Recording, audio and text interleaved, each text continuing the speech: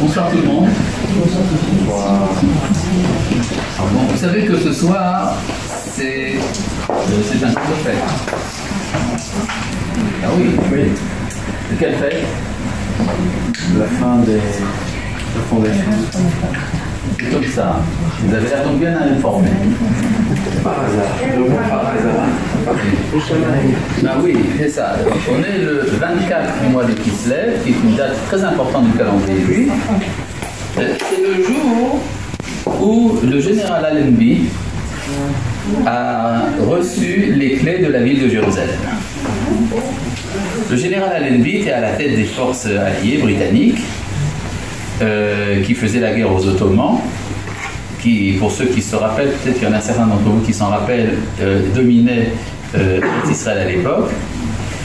Et quelques semaines après la déclaration Balfour, qui était la première réussite du retour politique d'Israël sur sa terre, et bien quelques semaines après, le 24 du mois de Kislev, le général Allenby arrive à Jérusalem, ce qui lui permet de concrétiser la déclaration Balfour. On peut dire que c'est le premier événement de la Géoula. Et il a reçu les clés de Jérusalem dans un endroit où il y a une stèle commémorative, pour ceux que ça intéresse, derrière la Tachana Merkazi de Jérusalem. Il y a une petite place, comme ça, où il est difficile de se garer. Et il y a là-bas une grande stèle, enfin, avec il y a des symboles très intéressants parce que il y a une représentation, imaginez-vous, des croisés. C'est-à-dire c'était pour les Britanniques, c'était la vengeance des croisades. Et c'est là qu'il a reçu Jérusalem. Il est donc entré ce jour-là à Jérusalem. Il a passé la première nuit à Hanouka en tant que vainqueur. Donc vous voyez que cette date était prédestinée depuis très longtemps à permettre le retour d'Israël. Ce qui vous explique d'ailleurs pourquoi il se passe quelque chose d'assez surprenant dans la fête de Hanouka qui vient juste après le 25 du mois de Kislev. C'est que l'allumage des lumières qui commence la fête, en fait, se fait à un moment où on ne sait pas si c'est le 24 ou le 25. Parce que ça se fait au coucher du soleil. Et le coucher du soleil, on ne sait pas si c'est déjà la fin si c'est le début de la journée qui vient ou si ça appartient encore à la journée d'avant. Je veux dire, il y a même une tradition qui est qu'il est bon que la mezouza soit sur la droite, la Hanoukia sur la gauche, parce qu'au milieu se trouve quelqu'un, celui qui allume, qui est entouré de tzitzit. Le tzitzit, la frange sainte, eh bien, ça se met, on la met entre la mezouza et la Hanoukia. Or, les tzitzit ne sont de rigueur que pendant la journée. Ce qui prouve bien que l'heure de l'allumage des lumières, c'est quand il fait encore jour. D'ailleurs, si vous êtes pressé, vous devez partir quelque part, vous avez un rendez-vous, vous pouvez déjà, à partir de Plag Mincha, juste avant, faire quelque chose comme 45 minutes à peu près, en hiver, avant le coucher du soleil, déjà allumer la Hanoukia et en rajoutant de l'huile pour que ça brûle jusqu'après le coucher du soleil. Ce qui veut donc dire que le 24, c'est l'introduction du 25. Pour deux raisons. D'abord à cause de ce que j'ai dit, et à part ça pour des raisons mathématiques, c'est que le 24, c'est le chiffre qui vient juste avant 25. En général, pas d'exception. Bon. À part ça, il y a un fait assez important, c'est que le 24 du mois de Kislev, comme vous l'avez fait remarquer, il y a eu un événement très important à l'époque du deuxième temple. C'est que c'est le moment où les Hashmonaïm étaient en train de se préparer pour faire l'inauguration du Beth Amikdash le lendemain matin. N'est-ce pas? C'est-à-dire qu'il y a eu la victoire sur les Grecs et il fallait bien se préparer pour faire l'inauguration. Et donc vous imaginez bien que le grand prêtre et les Hashmonaïm et les soldats qui avaient fait la victoire, etc., se mettaient sur leurs beaux vêtements pour se préparer. Donc c'est un jour, ça ressemble un peu comme un vendredi, ce que nous faisons ici. Et vous savez ce que dit la Guémara dans le traité d'Avodah Zarah, c'est que celui qui a mangé et celui qui a préparé ses repas avant le Shabbat, il a de quoi manger à Shabbat. Donc cette préparation, nous faisons une petite fête d'avant Hanouka, c'est pas parce que on a oublié la véritable date, parce que c'est la bonne date. Ça, c'était en introduction, tout simplement. Maintenant, La question que je me pose, et je suppose qu'une partie d'entre vous sont déjà au courant, vous avez peut-être entendu certains de mes cours, ou les cours du Rafizon,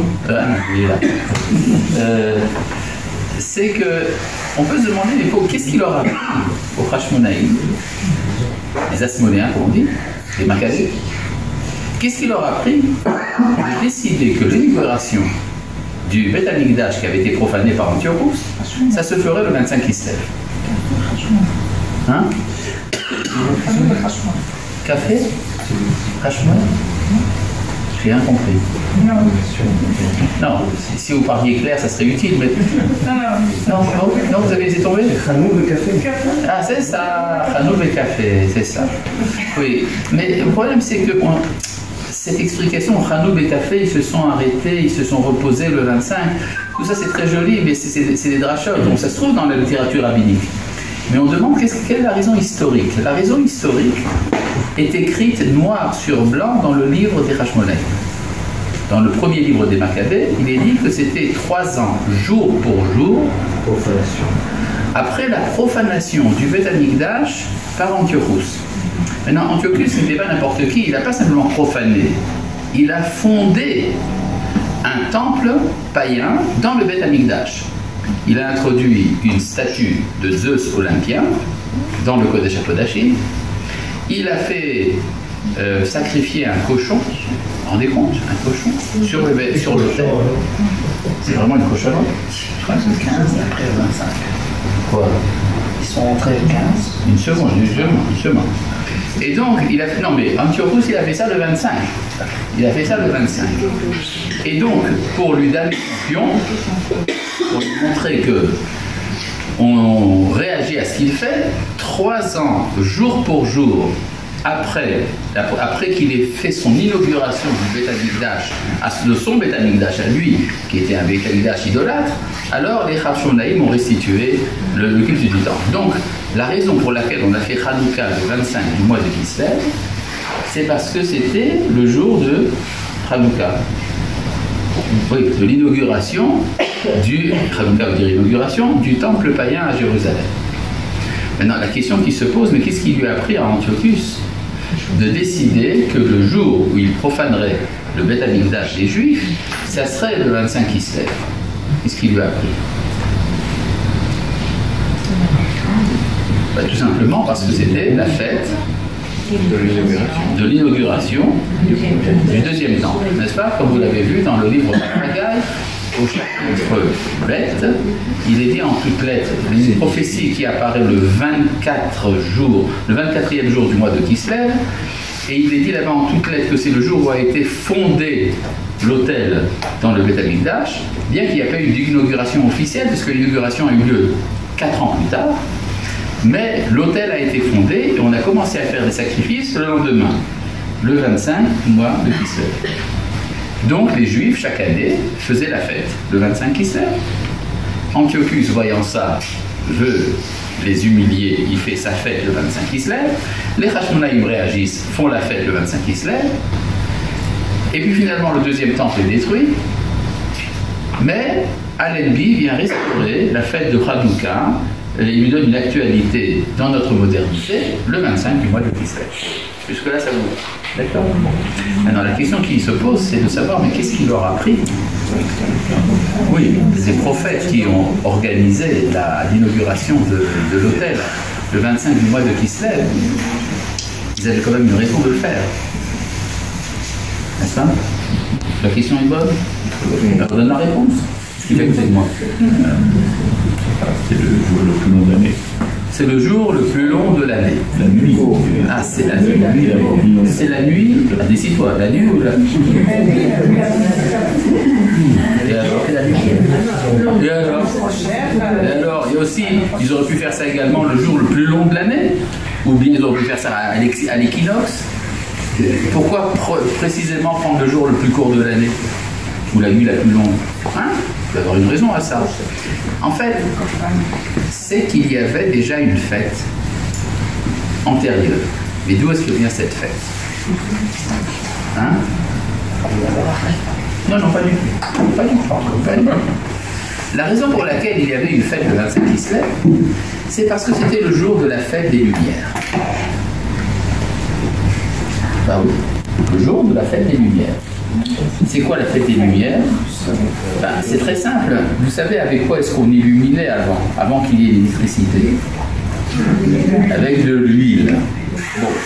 Comment est-ce qu'on fait de l'huile dans l'Antiquité, dans notre région? Avec des olives. Il faut bien récolter les olives. C'est quand la récolte des olives?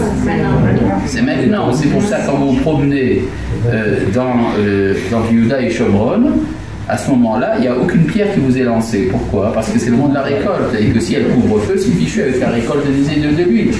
Enfin, des olives. Donc, et il y a même une halakha pour ça. Vous savez qu'on amène dans le Beth Amikdash, on amène les prémices. Les prémices des 7 espèces d'Eretz Israël. Ces prémices-là, on les amène quand elles poussent. C'est-à-dire, vous avez un figuier, et bien les premières figues qui apparaissent, vous en faites des bikurim. Vous avez une vigne, les premières grappes, vous les présentez en bikurim. Vous avez un olivier, les premières olives, vous les amenez en bikurim. Jusqu'à quand vous pouvez les amener? Jusqu'à Hanouka, c'est là. Pourquoi jusqu'à Hanouka? Parce que c'est le moment où ça finit. Donc, si vous êtes dans une société agricole, comme c'était chez nos ancêtres, et que vous avez fini la récolte des olives, qu'est-ce que vous allez faire? Une fête, évidemment. Une fête de combien de jours? De 8 jours, évidemment. Comme la fête de Sukkot, quand on a fini d'engranger. La Torah nous dit de faire une fête de 8 jours. Vous avez fini la récolte des olives, vous faites une fête de 8 jours. Et elle représente. Et comment vous allez faire cette fête? Quel sera le motif central de la fête?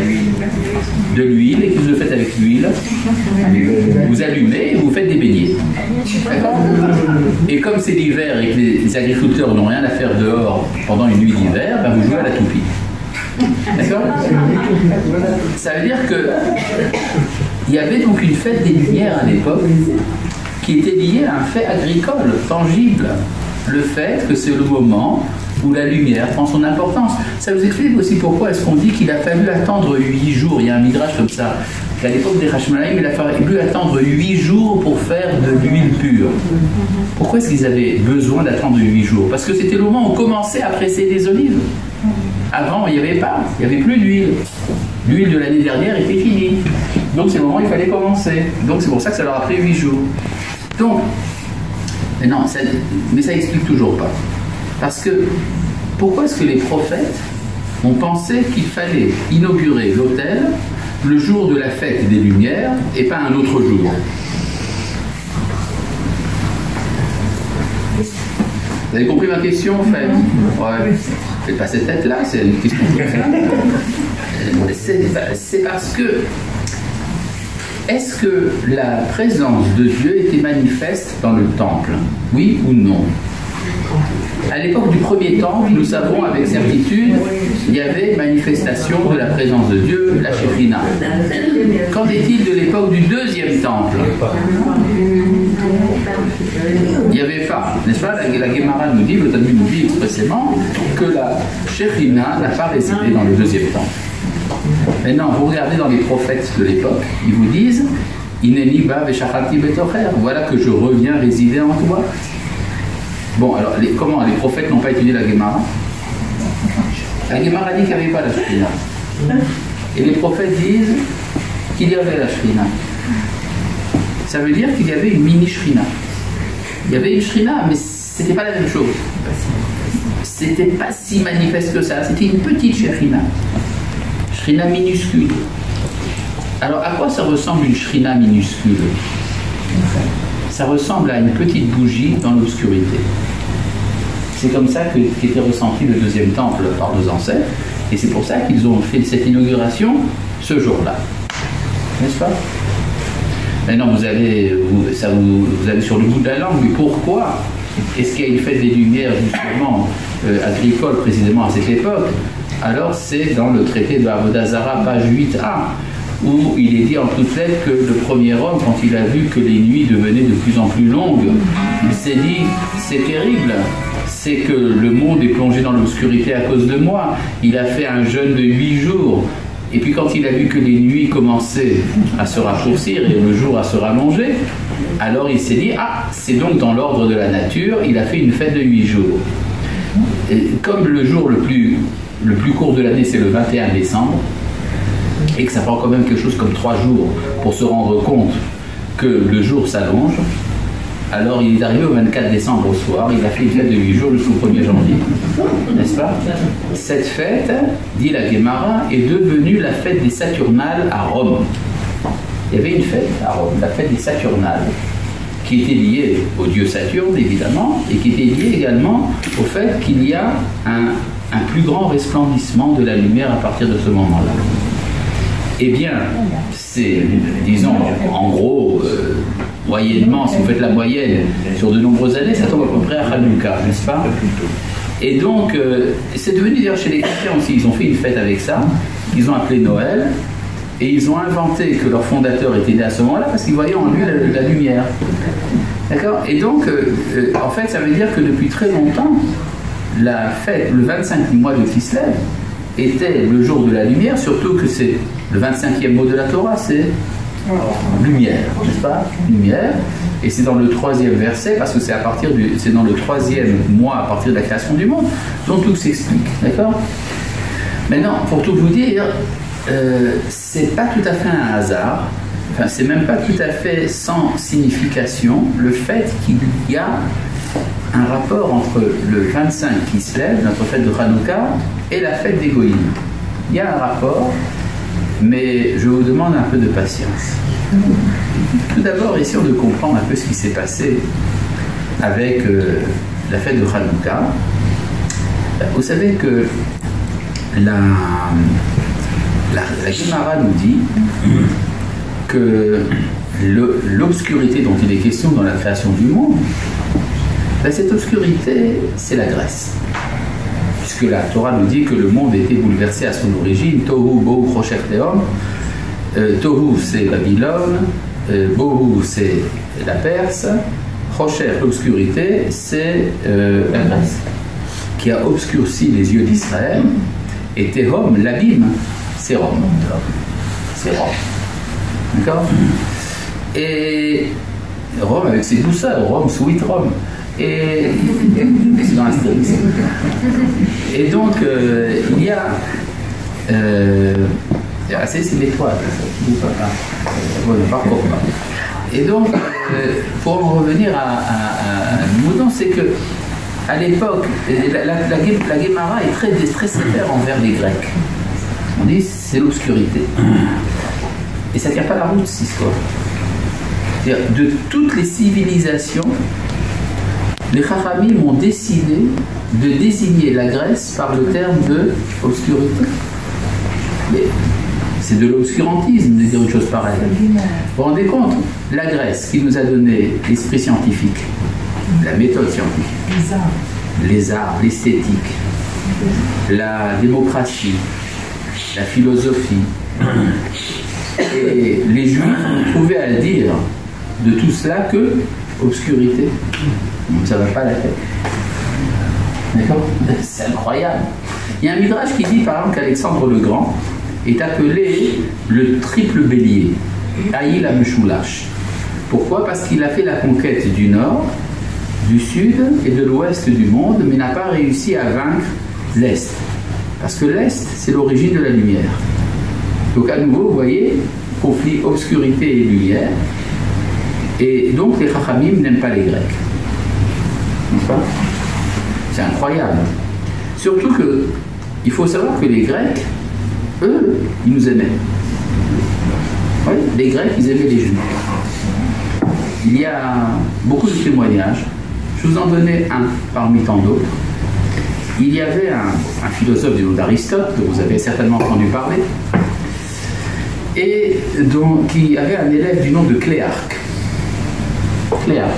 Alors, on ne peut pas s'appeler tous Dupont, mais enfin, il s'appelait Cléarque. C'est pas un mal, il s'appelait Cléarque. Et Cléarque raconte la rencontre entre son maître Aristote et un sage juif du nom de Shimon. Simon, dit-il en grec. D'accord? Le Shimon, le sage juif du nom de Shimon que nous connaissons de l'époque d'Aristote, c'est Shimon lequel? Hatzadik. C'est pas n'importe qui, il est grand prêtre. C'est le dernier de la grande assemblée, c'est pas n'importe qui ce Shimon Hatzadik. Et Cléarque raconte que Aristote avait beaucoup de plaisir à s'entretenir avec ce Shimon, qui était tellement sage et tellement versé dans les sciences qu'on aurait pu croire qu'il était grec.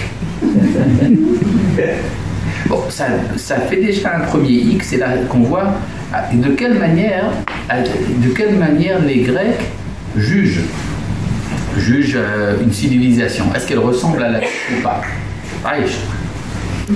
Et donc, ça veut dire qu'il y avait une certaine admiration. Non seulement ils ont admiré, mais quand ils ont découvert la Torah, les Grecs ont découvert la Torah un jour, et bien ils en étaient paf. Ils en sont tombés d'admiration. La preuve, ils ont décidé de traduire la Torah en grec. Et cette traduction, c'était pas simplement un travail, vous savez, en Kajili, quelqu'un qui, dans l'obscurité, tape à sa machine. Non, pas du tout. C'était une grande entreprise, les 70 sages ont été invités de Jérusalem à Alexandrie pour faire la traduction. C'était pour les Grecs un jour de fête. À nouveau, les Chachamim disent, le jour où la Torah a été traduite en grec, il y a eu de l'obscurité dans le monde pendant 3 jours. Franchement, on te fait une tova, on traduit en grec, tu devrais être content, et puis non, on dit c'est l'obscurité. Les Shem dans les temples de Yéfet, c'est quand même une admiration. Oui, alors ça ne veut pas dire, il y a des Mishnayot qui disent qu'on traduit, qu'on peut même lire la Torah en grec dans les synagogues, et ça se faisait à une certaine époque. Ça veut dire qu'il y a une ambivalence, il y a quelque chose qui n'est pas très clair dans cette histoire. La Gemara dit que la plus belle des langues, c'est le grec. D'accord? Et même d'ailleurs, le Rav Shmuel Moreno, il va vous chanter des chants en grec tout à l'heure. Je vais plutôt ouais, le bouzouki, c'est ça? D'accord.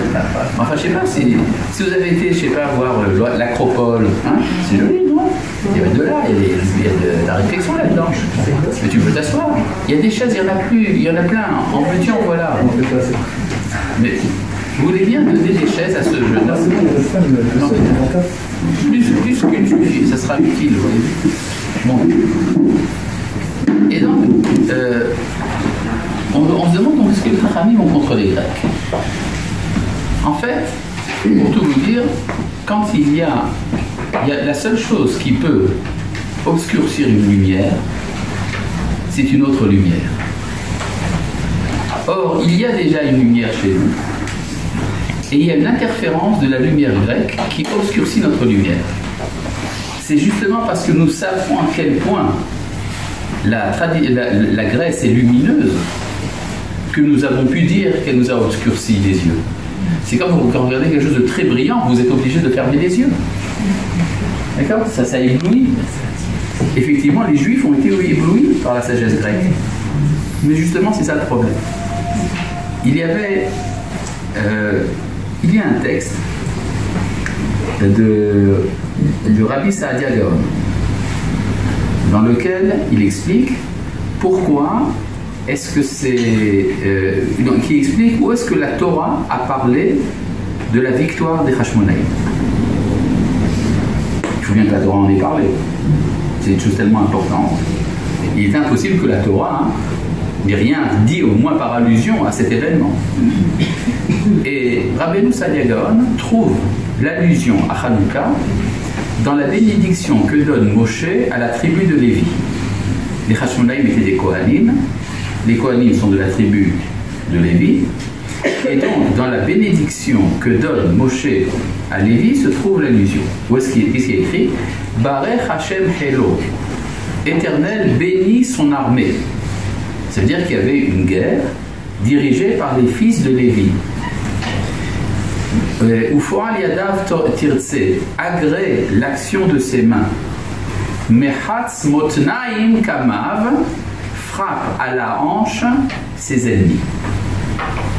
Et Rabbeinu Saadia Gaon dit c'est une erreur, il ne faut pas dire comme ça. Ça veut dire frappe à la hanche, mais frappe la hanche qui est son ennemi. la hanche, motnaïm, les hanches, c'est les ennemis du régime, c'est ça? C'est ce qui se passe avec les souvenirs. Ça prend 30 minutes à préparer, 3 minutes à manger et 30 ans sur les hanches. En tout cas, donc il y a probablement un rapport. Mais ce que dit Rabbi Salegon, les hanches désignent la graisse. Ah bon, pourquoi? Parce qu'il a trouvé dans le livre de Daniel que le roi Nabuchodonosor, qui quand il avait soif, il n'a bu que du nosor, et donc il a vu en rêve un colosse fait de plusieurs métaux qui représentent les empires de l'histoire. Et en haut, il y avait une tête en or qui était Babylone. Et puis, la poitrine et les mains étaient, les bras et en argent, c'était la Perse, et les hanches en cuivre, c'était la Grèce. Et les pieds étaient en fer et en argile, un colosse aux pieds d'argile, donc cette expression, c'est Rome. Donc on voit bien que déjà chez les prophètes, les hanches de cuivre représentaient la Grèce. Il dit, mais pourquoi la Grèce est représentée par les hanches? Parce que c'est le lieu de l'inceste. Le lieu de la sexualité, c'est là-bas. Or, c'était ça, la fascination des Grecs. C'est vrai que chez les Grecs, il y a une pensée extrêmement abstraite, éthérée et tout le reste, mais elle est directement liée à une sorte de débauche de l'exaltation du corps, qui s'exprime dans le gymnase et tout ce que ça représente. C'est pour ça que la première chose qu'ont fait les hellénisants à Jérusalem, c'était de fonder un gymnase, pas de profaner le temple. Ils ont fait un gymnase à côté du temple. C'est pas censé déranger qui que ce soit, et bien pourtant ça a dérangé. Et le cuivre, c'est quoi? Vous avez déjà vu du cuivre, certainement, quand on peut le faire briller très fort. Ça ressemble à de l'or, mais c'est beaucoup moins cher. Et ça correspond à ce que dit Rabbi Yehuda Halevi. Al tefatecha chokma yevanit, ne sois pas tenté par la sagesse des Grecs. Acheren la pérote, parce qu'elle n'a pas de fruits. Kim perachim, elle n'a que des fleurs. C'est-à-dire, il y a de l'extériorité. Finalement, même la philosophie, qui est la création la plus forte des Grecs, ça tourne autour du pot. Vous savez ce que veut dire philosophie? C'est aimer la sagesse. Ce n'est pas la sagesse elle-même. C'est la structure conceptuelle qui permet de parler de la vie, mais ce n'est pas la vie elle-même. C'est pour ça que chez nous, pour dire un sage, on dit chacham, c'est la même gematria que le mot chaim, la vie. Chacham, gematria chaim, c'est la même chose. Enfin, donc, pour en revenir à l'admiration qu'avaient les Grecs pour les Juifs, il faut bien comprendre que cette admiration était extrêmement problématique de notre point de vue. Parce que ça veut dire quoi traduire la Torah en grec? Ça veut dire lui donner un respect extraordinaire, puisqu'elle est maintenant sauvée de l'oubli. Elle était gardée chez les Juifs, très gentils les Juifs. Merci beaucoup les Juifs d'avoir gardé ce texte de sagesse comme patrimoine de l'humanité. Maintenant, nous allons enfin sauver ça de l'oubli en traduisant ça dans la langue de la culture générale. Et ça aura une place d'honneur dans la bibliothèque d'Alexandrie, à côté des œuvres de Platon et d'Aristote. Mais finalement, ça veut dire que la Torah n'est qu'une sagesse. C'est-à-dire c'est la lumière de la Torah est une lumière pâle, un peu à la manière d'un néon blanc, comme il y en a ici. D'accord? C'est pas de la chaleur. Il n'y a pas ici de révélation, il n'y a pas ici une parole du Créateur. C'est la raison pour laquelle, dans le texte que nous avons à l'Anissim, dans les prières de Hanouka, on dit, lorsque l'empire scélérat des Grecs s'est levé contre ton peuple Israël, les ashkicham mitoratecha, pour les faire oublier de ta Torah. Les ashkicham mitoratecha, c'est ça la version originelle, celle qui est gardée par nos frères séparats. Et les ashkicham mitoratecha, c'est-à-dire que les Grecs ont voulu garder la Torah et supprimer Israël. Et une pensée de ce genre était possible. Vous êtes pressé là? Non. Une pensée de ce genre a été possible à une époque où il n'y avait plus de prophètes.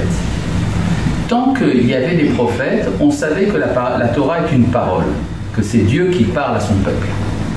À partir du moment où les prophètes ont cessé de parler, alors on a pu penser que la Torah était une sagesse. Ce qui a causé une grande angoisse chez les Hashmonaïm.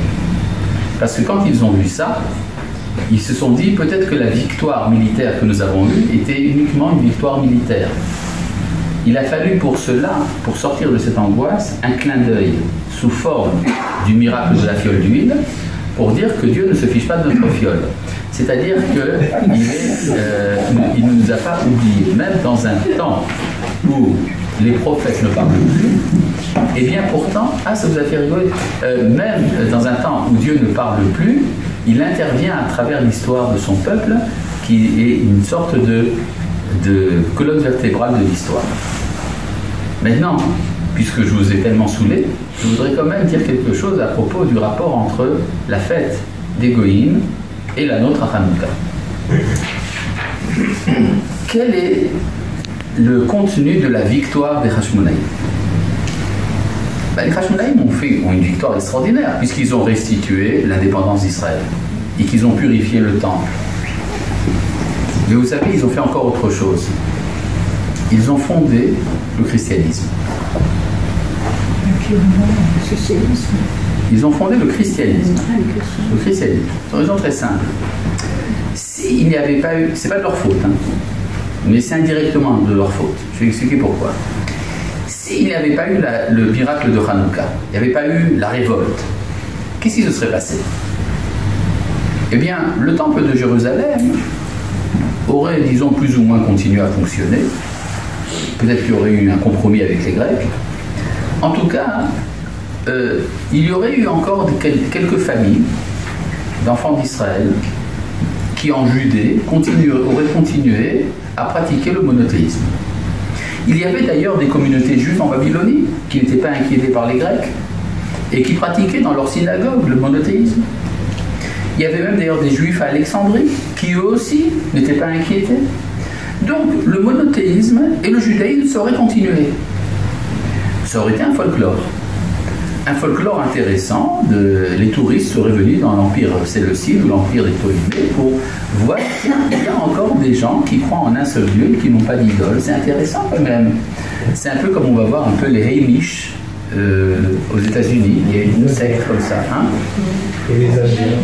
Les Indiens. Alors il y a des Indiens juifs aussi. C'est intéressant les Indiens juifs. Mais ça n'aurait eu aucun impact sur l'histoire des hommes. À partir du moment où il y a eu un royaume, un État juif, alors nous sommes entrés sur la scène internationale.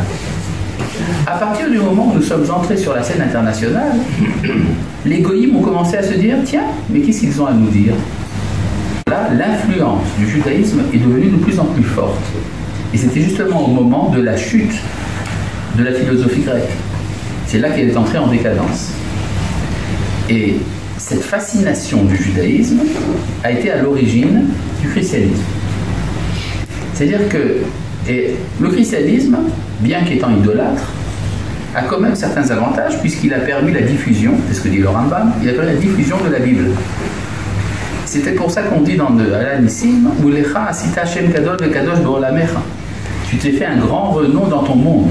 Ou la Israël, et à ton peuple Israël, tu as fait une grande délivrance comme ce jour. Mais ça veut dire que dans l'événement de Hanouka, il y a un événement universel. C'est à partir de ce moment-là que le judaïsme a commencé à être important dans l'histoire des hommes. Et cette histoire qui a commencé le 25 Kislev à l'époque, a commencé à s'achever lors du 25 Kislev de l'année 1917 avec la conquête de Jérusalem par les Romains. En fait, il y a ici tout un cycle qui est en train de se faire, qui est en train de se boucler, et parce que c'est justement, puisque nous avons maintenant réussi là où les Hashmonaïm ont échoué, c'est la raison pour laquelle nous, dans l'État d'Israël, nous avons maintenant une mission. Et cette mission, c'est justement la diffusion de la parole de Dieu dans le monde entier. Mitzion, Tetze Torah, Udvar Hashem Yerushalayim, c'est pas moi qui le dis, c'est les prophètes. Et c'est une des raisons d'être, d'ailleurs, de ce lieu que nous vous recevons ce soir, qui s'appelle Bet Shalom Yochai, dans laquelle nous avons l'organisation Berit Olam, qui a pris comme projet, entre autres, d'enseigner aux Goïms qu'est-ce que Akadosh Baruch Hu attend d'eux. Voilà, et merci de votre attention. Pour des raisons personnelles, je ne pourrai pas rester ce soir très longtemps avec vous, mais j'espère que le Rav Fison et le Rav Moreno vont vous faire une belle soirée. Chag Sameach.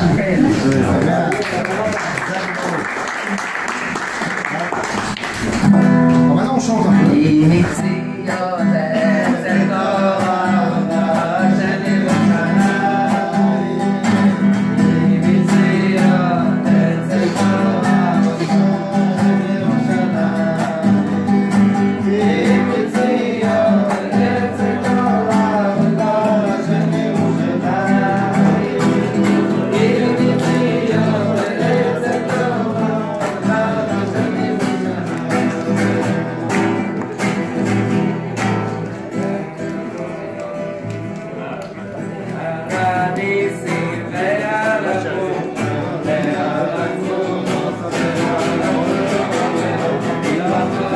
Cool.